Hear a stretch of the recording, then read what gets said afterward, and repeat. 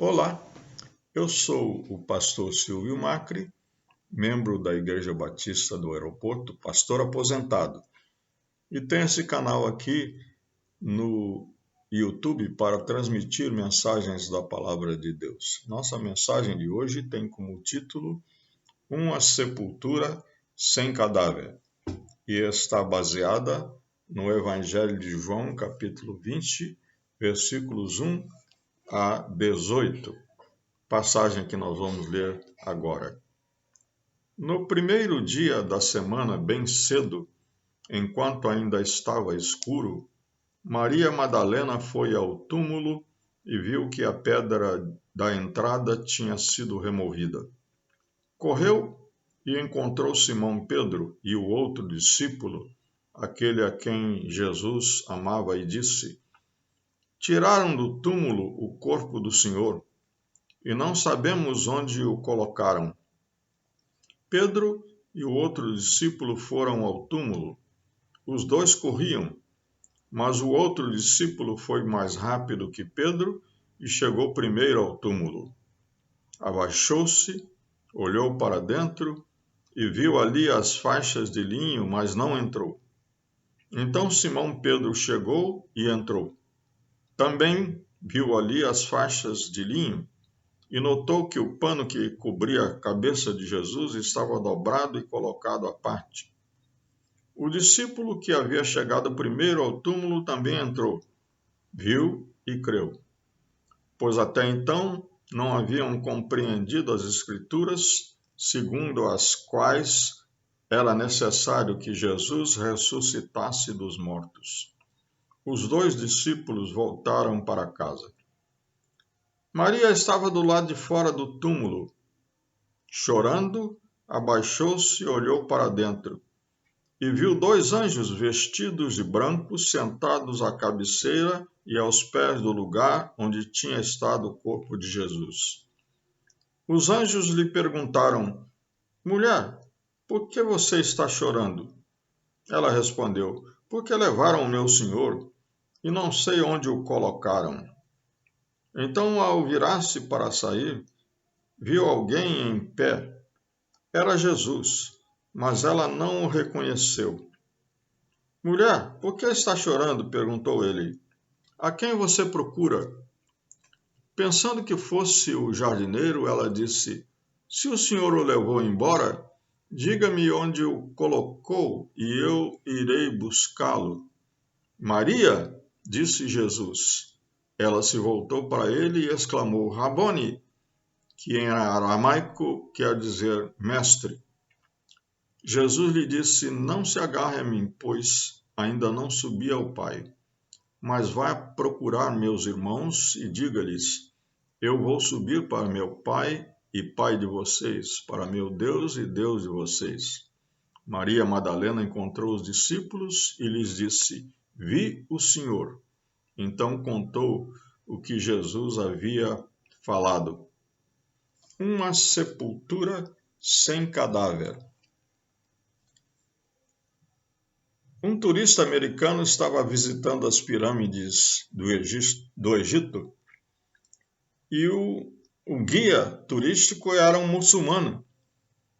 E sabendo que o americano era cristão, disse: Vocês cristãos não podem visitar o túmulo de Cristo, mas nós muçulmanos podemos, porque nós sabemos que ele está sepultado na cidade de Meca. E então o cristão disse: Nós não podemos visitar o túmulo de Cristo, porque aquele túmulo ficou vazio no terceiro dia depois da sua morte. Nem sequer se sabe o local exato do túmulo de Jesus. Temos muitos líderes mortos através da história e o local da sua sepultura é bem conhecido. Líderes como Napoleão, líderes como Mahatma Gandhi e outros líderes pelo mundo afora foram sepultados e os seus túmulos estão lá. E em alguns casos foram erguidos até monumentos, né, para sinalizar que ali está sepultado um grande líder. Mas não sabemos, ninguém sabe ao certo onde está a sepultura de Jesus, porque realmente ele nunca precisou de uma sepultura, a não ser naquelas primeiras horas, naqueles primeiros 3 dias. É interessante como Maria precisava de um cadáver. No texto que lemos, nós vemos a insistência dela com os anjos e depois com o próprio Jesus, que ela pensava que fosse o jardineiro, e dizia ela para o jardineiro, ou suposto jardineiro: se o senhor levou o cadáver, me diga onde é que eu vou buscá-lo. Ela precisava de um cadáver. E a gente vê através das notícias sobre desastres naturais que os mortos que desaparecem, né, nessas ocasiões, nesses eventos, né, eles trazem muita angústia para os familiares. Há uma busca muito grande, às vezes durante meses, pelos mortos que desapareceram, porque nós temos necessidade de encontrar o cadáver e dar-lhe uma sepultura. Mas a sepultura de Jesus era uma sepultura, tornou-se uma sepultura sem cadáver. Aliás, há certas culturas em que há um culto dos mortos. No Japão, por exemplo, gerações inteiras continuam cultuando os seus mortos. Alguns que faleceram há 400 anos atrás ainda são cultuados pelos seus descendentes. Mas a sepultura de Jesus não tinha cadáver. E aí temos a seguinte pergunta: quando não existe um cadáver? Quando não existe um cadáver, tem 2 alternativas. Alguém roubou, não é, da sepultura, ou ele ressuscitou. O Evangelho de Mateus nos conta que os líderes judeus que condenaram Jesus e pediram a Pôncio Pilatos que lacrasse o túmulo de Jesus e pusesse guardas para vigiar, porque eles achavam que alguém ia roubar o corpo. Mas ao invés de o corpo de Jesus ser roubado, ele foi ressuscitado com poder. E aqueles guardas foram contar para aqueles líderes sobre essa ressurreição poderosa. E então esses líderes subornaram os guardas para que eles dissessem que os discípulos de Jesus tinham roubado o seu corpo. Porque não podia ser divulgado que Jesus havia ressuscitado. Mas no Novo Testamento, na Bíblia, nós temos muitas evidências da ressurreição de Jesus. Aqui mesmo, na passagem, é narrado que Maria Madalena, Pedro e João estiveram lá e viram um túmulo vazio. Depois, Jesus apareceu para os discípulos que estavam numa casa fechada. Aliás, nessa ocasião, um discípulo não estava. Aliás, 2, né? Judas, que tinha traído Jesus e tinha se suicidado, e Tomé. Tomé estava ausente. Quando os discípulos contaram para Jesus, para Tomé, Jesus ressuscitou, ele disse: eu não creio, se eu não vir os sinais dos cravos nos pés e nas mãos e o sinal da lança no lado de Jesus. Uma semana depois, Jesus estava aparecendo ali, os discípulos estavam no mesmo lugar, Jesus apareceu de novo ali. Agora Tomé estava. E aí Tomé creu. e exclamou: Senhor meu e Deus meu. O Evangelho de Lucas nos conta também que Jesus caminhou alguns quilômetros com 2 discípulos que moravam numa pequena cidade chamada Emaús. E somente quando Jesus chegou com eles na casa em que eles moravam, eles pediram que Jesus ficasse ali com eles. Então, quando Jesus partiu o pão para tomar alimento naquela hora, eles reconheceram que era Jesus e voltaram correndo para contar aos que estavam em Jerusalém: Jesus ressuscitou. O apóstolo Paulo também não cria que Jesus havia ressuscitado até quando Jesus apareceu a ele no caminho para Damasco, na estrada para Damasco.